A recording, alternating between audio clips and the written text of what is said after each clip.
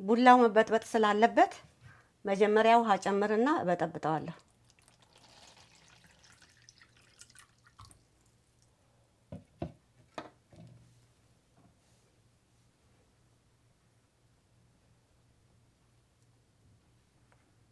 የሚበቃኝን ያህል ወስኜ ነው የምጨምረው። ይሄ ይበቃኛል።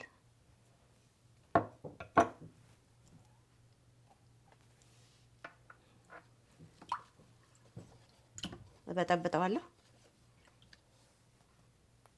ከዛ በኋላ ክድን አደርግና አስቀምጣለሁ። ሲጠል ስራዬን እጀምራለሁ ማለት ነው። ተመልካቾቼ እንደምን ዋላችሁ? አሁን የማሳያችሁ የቡላ ገንፎ አሰራርን ነው። ለቡላ ገንፎ መስሪያ የሚያስፈልጉትን ነገሮች አቅርቤያለሁ፣ አሳያችኋለሁ። ቡላ ዱቄት፣ ጨው፣ የተነጠረ ለጋ ቅቤ፣ ሚጥሚጣ፣ እነዚህ ናቸው የሚያስፈልጉት። አሁን የምሰራው የቡላ ገንፎ ነው ብያችኋለሁ። ቡላ ከየት ይገኛል የሚለውን እነግራችኋለሁ። ምክንያቱም የማያውቁ እህቶችና ልጆቼ ሊኖሩ ስለሚችሉ ማለት ነው። ቡላን የምናገኘው ከኮባ ነው። ኮባ እንደ ማንኛውም ተክል ስር አለው፣ ግንድ አለው፣ ቅጠል አለው፣ አበባ አለው። አበባ የሚያወጣው ግን ኮባው ሲያረጅ ነው። አበባ ካወጣ በኋላ ከኮባ ስር ቡላን እናገኛለን። ባለሙያዎች ከስር የሚገኘውን የደረሰውን ቡላ ወደ ቡላነት ይቀይሩታል። ይሄ አሰራር አለው ማለት ነው። ለገበያ በርጥቡም በዱቄቱም ይቀርባል። ቡላው በዱቄት ሲቀርብ አሁን ያሳየኋችሁ ነው። ይሄ ለመጓጓዝም በቀላሉ ለመስራትም ለመቆየትም ይመቸዋል። በርጥብ ከሆነ ደግሞ ከባለሙያዎች ወይም ደግሞ ከገበያ እንገዛና እርጥቡን በውሃ እየበጠበጥን በወንፊት እናጠለዋለን። ደጋግመን እናጠለዋለን። ተረፈ ምርቱ አይጠቅምም፣ ይወገዳል። ያ ከውሃው ጋራ የተበጠበጠው ሊጥ እሱን ክዳን ባለው ዕቃ እናስቀምጣለን። ሲቀመጥ የመጥለል ችሎታ አለው። ከስር ያዘቅጥና ቡላው ከላይ ውሃው ጥልል ይላል። እሱን ለማቆየት ስንፈልግ ብዙ ከሆነ የገዛነው ወይም የሰራነው ውሃ እየቀየርን ለብዙ ጊዜ መጠቀም እንችላለን ማለት ነው። በዛ መልኩ ቀዝቃዛ ቦታ ወይም ፍሪጅ እናስቀምጥና መጠቀም እንችላለን። ዱቄቱን እንደ ዱቄትነቱ መስራት እንችላለን ማለት ነው። ቀጣይ ስራ ውሃ ማፍላት ነው። ስለዚህ እሳቱን እለኩሳለሁ።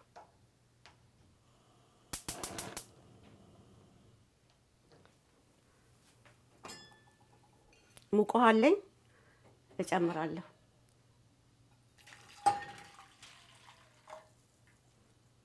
ይሄ ይበቃኛል።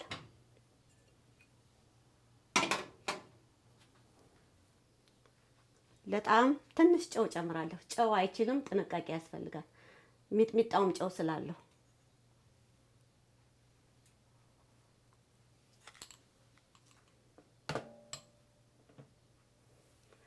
ቅቤ ትንሽ እጨምራለሁ። አሁን ድስቱ እንዳይስ ለማገንፋት እንዲመቸኝ።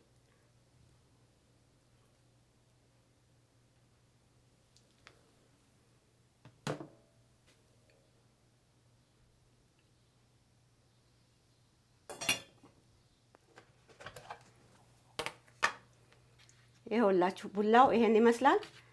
ውሃው ጠሏል ከላይ፣ ቡላው ደግሞ ከስር ተቀምጧል። ስለዚህ ቡላ ሲዘፈዘፍ እንደዚህ ነው የሚሆነው።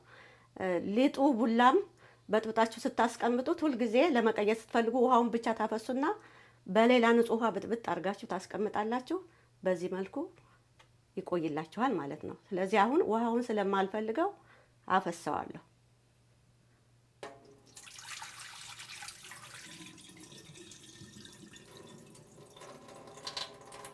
ለምንድን ነው ውሃ የተጨመረበት? ለአሰራር እንዲመች ነው። ዱቄቱ ተነስንሶ ሊሰራ አይችልም። እርጥብ መሆን አለበት ወይም በዚህ መልክ መሰራት አለበት።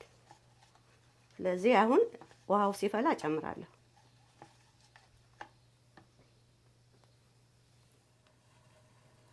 አሁን ውሃው ፈልቷል።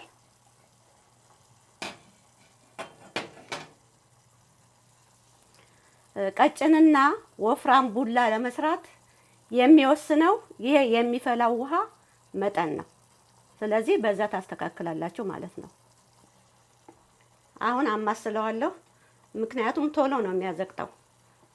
ካዘቀጠ ለመጨመር አይመቸኝም፣ ይቀራል ቡላው። ስለዚህ አሁን ስጨምር በአንድ እጄ አንቆርቆሬ እየጨመርኩኝ በአንድ እጄ ቶሎ ቶሎ አማስላለሁ። እሳቱ ኃይለኛ ከሆነ ቀነስ ታረጋላችሁ። የኔ ደህና ነው።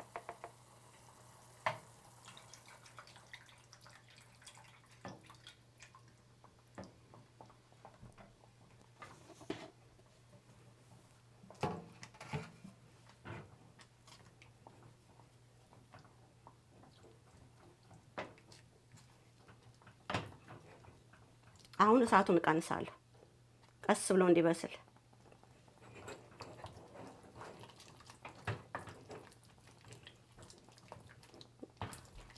በቃ አሁን እንደዚህ እያሸሁኝ አበስለዋለሁ ማለት ነው።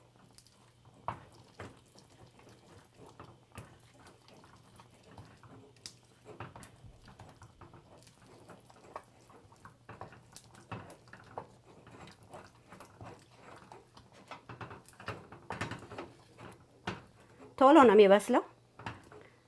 እኔ በንጹህ ቡላ ነው የሰራሁት። ከገንፎ ጋር ተቀላቅሎ ይሰራል ከተፈለገ።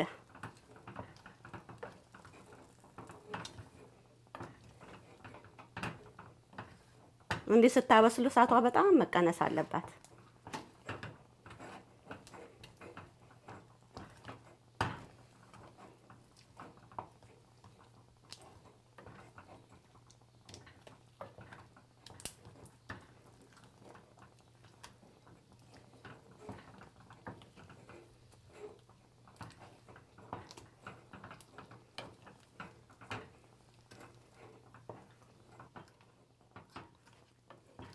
በስሏል፣ ይበቃዋል።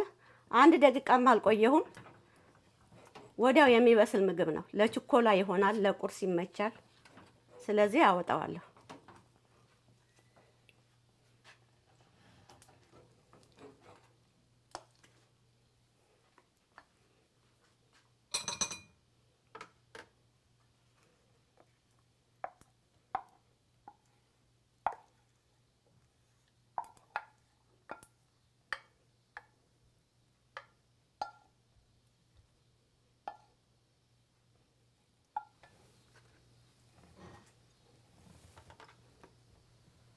አሁን ቅቤ ጨምራለሁ።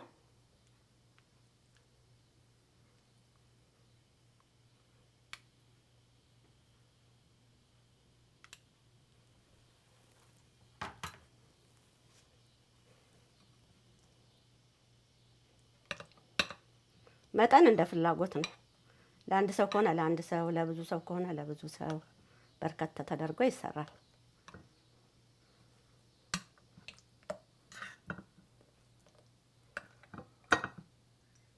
በደንብ መቀላቀል አለበት።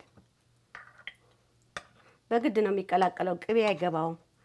አብሮ ነው ቆንጠር እየተደረገ የሚበላው። በተቻለ መጠን ግን ለመቀላቀል መሞከር አለበት።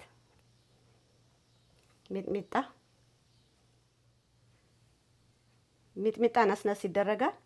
እንደ ፍላጎት ነው ሚጥሚጣ። ላማስልና ሌው ከተፈለገም አብሮ ይቀርባል። እንደ ተመጋቢው ፍላጎት ነው። ጨመር አድርጎ መብላት ይቻላል ማለት ነው። እኔ ቆጭቆጫም እጨምራለሁ። በቆጭቆጫ በላለሁ ሚጥሚጣ ከሌለኝ ወይም ደግሞ ስፈልግ ማለት ነው።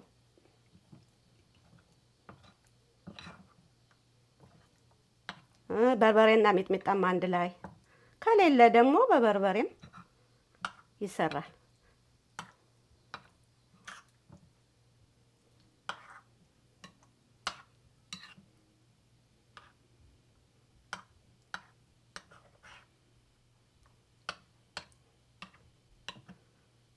ቡላ ቅቤ የመምጠጥ ችሎታ የለውም።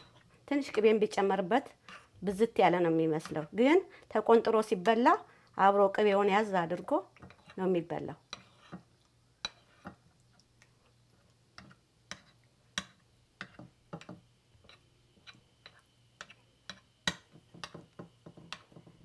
ሚጥሚጣ እኔ ስለምበላው ይበቃኛል።